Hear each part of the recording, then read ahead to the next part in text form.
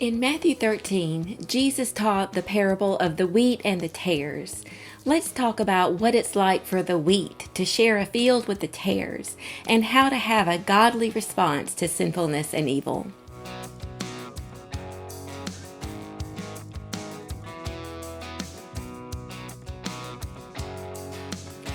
Jesus prophesied the Great Revolt. The delineation of good and evil was something Jesus warned us would happen.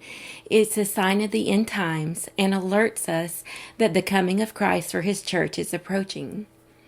I believe that we are in a season of shaking where people will either shake out toward holiness or they will shake out toward evil. Those who shake out toward holiness will become more bonded to God, more surrendered, more willing to trust and obey Him, more open to disputing religious traditions and misperceptions about God and His character, and more sensitive to the ministry of the Holy Spirit. Those who shake out in the opposite direction will become more attached to worldly systems, which are Satan's systems, and more connected to fear and selfishness. As God's Spirit is being poured out on all flesh, there will be heightened spiritual activity on both sides. Read Daniel 12 and Isaiah 44. 2 Thessalonians 2:3 talks about the apostasy that will happen before the day of the Lord. Apostasy has traditionally been described as a deception and a falling away of authentic faith. But the Greek translation of apostasy is actually political revolt. End-time sinfulness may look like open defiance, warlike aggression, and political insurrection against the laws of God. As the darkness gets darker, we will see perversion being legitimized, biblical standards being replaced with self-indulgence, non-standards, and individual freedom, and executive orders that directly contrast God's mercy and love. But there will be less obvious reflections of sin as well. Satan comes as an angel of light. Satanic influence may be veiled in the name of saving, protecting, and helping people. But the methods used to exercise pressure exposes the motive as ungodly. Using force or oppression to reach any goal is not a reflection of God's love, which is based on freedom and giving. As you observe this reality happening in our world, be encouraged that this is prophecy being fulfilled. It does not take God off guard. How should the wheat respond? Although the enemy planted tares in the wheat field, Jesus instructed the farmer's workers not to pull up the tares while they were growing amongst the wheat. He said to let them grow up together, and at harvest time he will deal with the tares. In other words, judgment of evil belongs to God.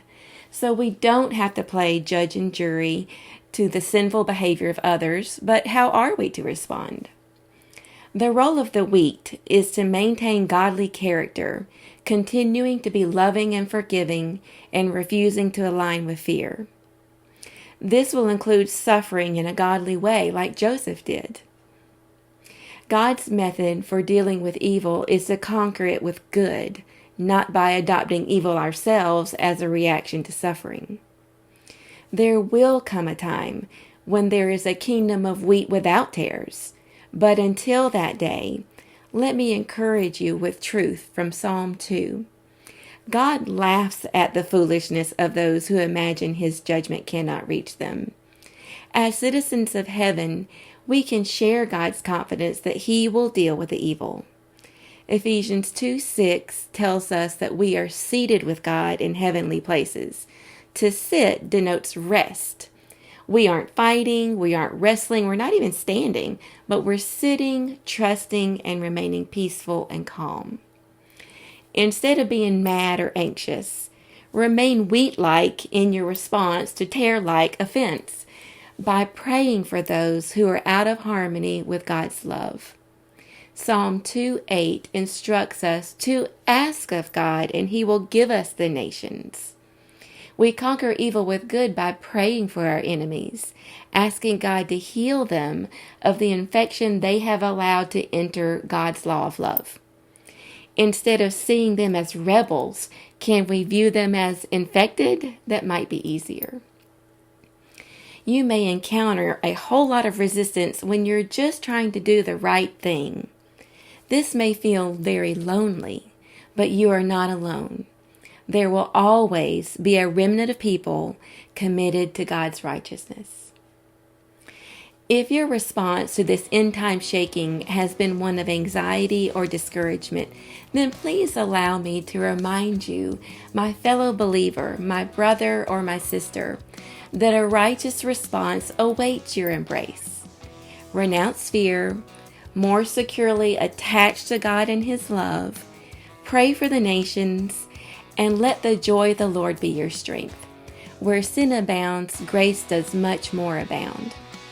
Clump up with other wheat stalks and encourage each other in God's love and truth. Light shines the brightest in the midst of darkness. Be blessed.